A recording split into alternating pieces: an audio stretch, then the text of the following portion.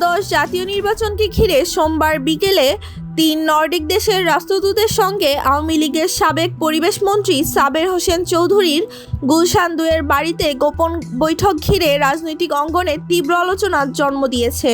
কূটনৈতিক সূত্রে জানা গেছে, বৈঠকটি ছিল অফ দ্য রেকর্ড, যেখানে উপস্থিত ছিলেন সুইডেন, নরওয়ে ও ডেনমার্কের রাষ্ট্রদূত।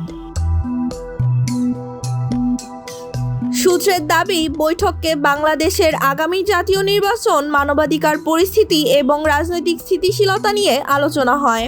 যদিও আওয়ামী লীগের ওই নেতা বৈঠকের বিষয়টি অস্বীকার করে বলেছেন, এটি ছিল একটি অনানুষ্ঠানিক সাক্ষাৎ, কোনো রাজনৈতিক এজেন্ডা নিয়ে নয়।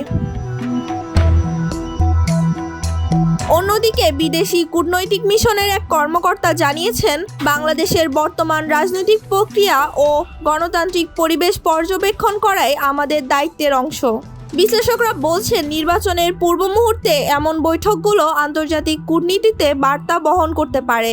বিশেষ করে ইউরোপীয় দেশগুলোর দীর্ঘদিন ধরে বাংলাদেশের গণতন্ত্র, মানবাধিকার ও সুশাসন ইস্যুতে সক্রিয় অবস্থান ধরে রেখেছে। তবে জানা গেছে, এই বৈঠক ছিল নিষিদ্ধ আওয়ামী লীগের ভবিষ্যৎ নিয়ে। কূটনীতিকরা জানতে চান, আসন্ন ত্রয়োদশ জাতীয় সংসদ নির্বাচনে আওয়ামী লীগ কোনোভাবে অংশ নিবে কিনা বা নতুন কাঠামোতে ফিরে আসার কৌশল আছে কিনা, যা রহস্যকে আরও দৃঢ় করে। বৈঠককে ঘিরে গুলশান এলাকায় নিরাপত্তা ব্যবস্থা ছিল কড়া এবং উপস্থিত ব্যক্তিদের পরিচয় সম্পর্কে বিস্তারিত তথ্য এখনও প্রকাশ করা হয়নি।